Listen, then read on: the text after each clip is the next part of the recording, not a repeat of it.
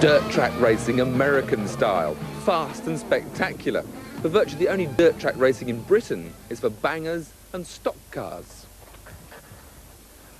Formula 2 cars like this, with about 150 horsepower, are massive Formula 1 brutes with 8-litre Chevys producing 650 horsepower.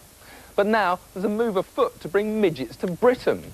No Chevy here, but a V8 Rover giving about 250 horsepower in a British-built chassis. But before I have a go in it, let's have a look at those stock cars. I started with Colin Dunford's Formula 2 machine. The venue, the 370-yard shale oval of Coventry Stadium, home of the Coventry Bees Speedway team. So, Formula 2 fun. Only 150 horsepower. But even that seems enough on this little tight track where you're trying to hold the back out on the power all the way through the turn. Full speed down the straight, engine screams, you stay in second gear and then into the next corner. Again, trying to hold it on the throttle all the way round, brake, turn, flick. Again, if you let the front come, you have to come off the power. So you've got to keep the back out all the way around. This is on my own. I cannot imagine it with another 30 cars surrounding me. Not only that, but stock car racing in Britain is a contact sport, and those cars can whack me in the back to get past. So what's more important, racing or contact? Try to get your way through to the front, obviously. If you use contact, it slows you down slightly, but if you've got to use it, you've got to get through. It's simple as that. You've got to go for it. Well, I've tried the beginner's toy. I suppose now I've got to have a go with 650 horsepower. This was an altogether more serious proposition, particularly with that wire fence around the outside of the circuit. These brutes have a built-in stagger, which makes them want to turn left when you want to go straight. So I asked driver Des Chandler about the technique of getting through the corners, and quickly. Yeah, well, as you dab the brake going into the corner, with the axle being solid on the rear, one wheel is smaller than the other. So consequently the car will try and turn to the left all the while. So immediately the car turns in, you then hit the power and the car goes into a power slide, similar to a rally drive. So it's going to steer itself, you're telling me now? Yeah, as you hit the brake, just dab it, quite sharp, and the car will then turn to the left. And then you've immediately got to turn opposite lock and put the power on. Otherwise? You'll hit the fence. Then Formula 1, 650 horsepower.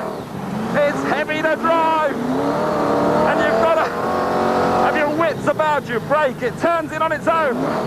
On the stagger, power. Oh, two sideways. 650 horsepower. Just lights up the wheels. Hold it, power, hold it. Now this is on my own.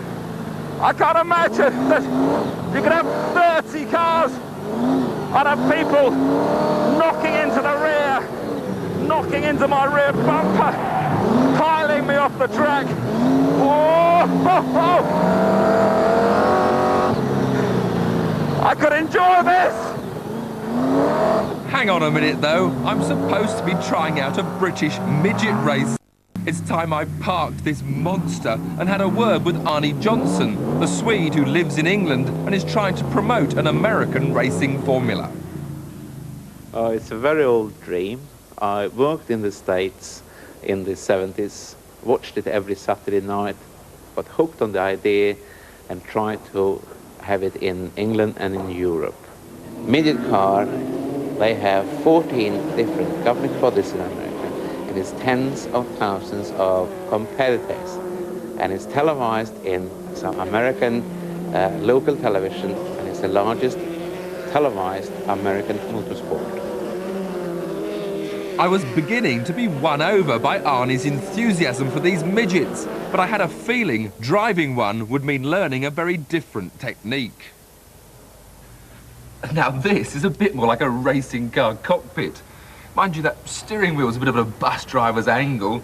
There's a very strange looking throttle pedal, no clutch because it's direct drive, and that's the brake on the left. And getting in isn't easy. It's this huge wing that's the biggest problem. Step on the seat.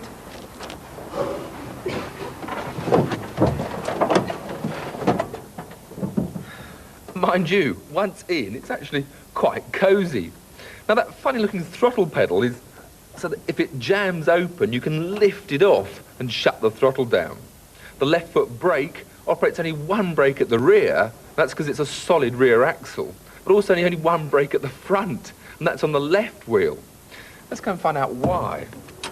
Now the reason for that left front brake is so that when you brake, it turns into these left-hand corners. So you don't actually steer in, you just brake and it turns. You then do the rest with the throttle.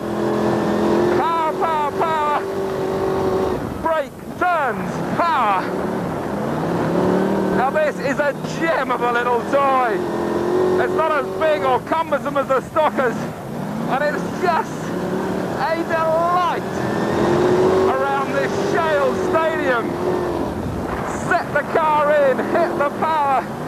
Now of course there's no contact in this, so it's straightforward racing. Block the entry wall. Oh, hold it, hold it. Imagine there's another 20. They're coming up your inside, you shut the door, you get it wrong, you're back on the power. This could be the entertainment of the 90s. Whoa. All it needs for Arnie Johnson's dream to come true is for a dozen competitors to find the 20,000 or so needed to buy one of his machines, and a British series could be underway. Arnie reckoned there are 49 tracks around the country that could be made suitable for midgets. And then there's always Europe, Australia, and the prospect of a transatlantic challenge. Well, it's usually Jeremy that raves on about American things, but this is one American import I'd love to see. The next Top Gear is in 2